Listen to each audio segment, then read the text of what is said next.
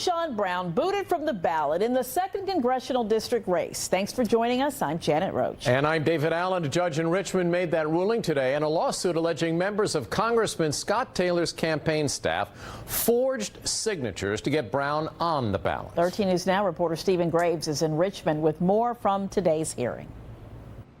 Wearing her late husband's ring, Elizabeth Cake is declaring victory outside a Richmond courthouse. He's looking down going, thank you, now we got it right. That reaction after a quick decision from a judge removing independent congressional candidate Sean Brown from the November ballot. Cake's husband's name showed up on petitions to get Brown in office after he passed. He would have not been happy at all for his name to be used without his permission. The judge said there were clear instances, plural, of forgery. This after Democrats used expert testimony to prove Brown did not have the required 1,000 signatures without those forged names. They also claimed her opponent, Republican Congressman Scott Taylor's office, was involved in gathering hundreds of fake signatures. Taylor put her on there for one reason, to steal votes from the Democratic candidate Elaine Luria. We had no part whatsoever in working with Congressman Taylor. 6 of Taylor's subpoenaed campaign workers didn't even testify in court, pleading the Fifth Amendment.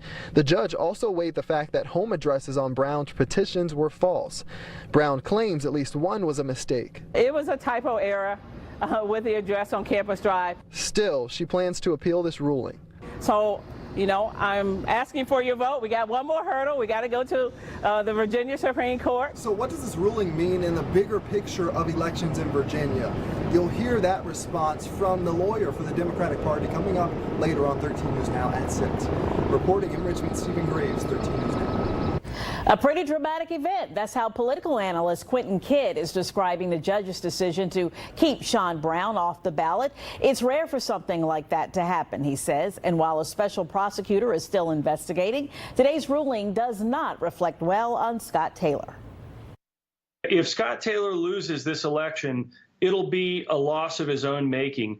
There's no reason that you and I should be talking about this right now. This is 100% the Taylor campaign's doing.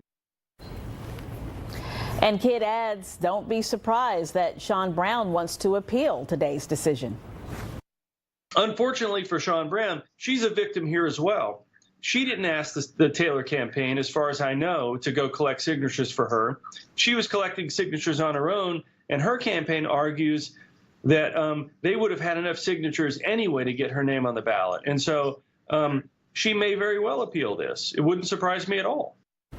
Kidd says the judge today clearly concluded that a crime of some sort has been committed in this case, fraud, which will make it all the more interesting to see what the special prosecutor determines in his investigation.